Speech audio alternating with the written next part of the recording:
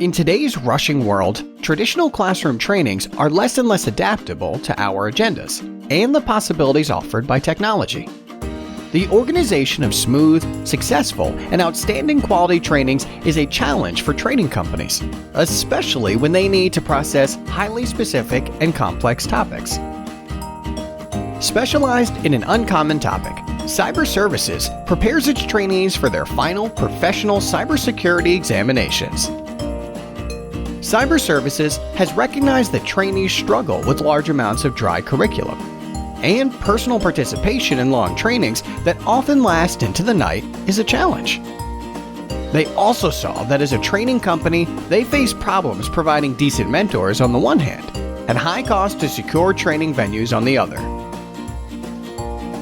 The modernization of their training processes was a central matter for Cyber Services.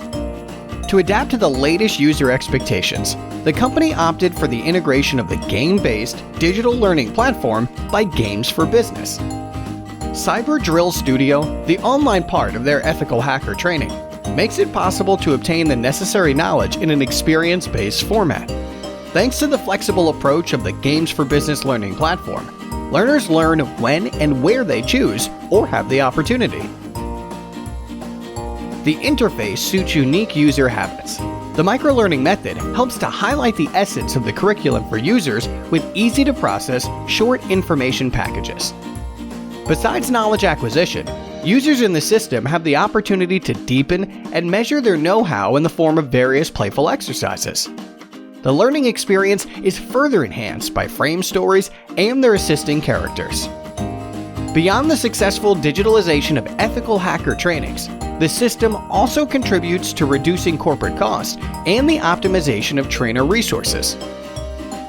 The training has gained outstanding popularity among trainees.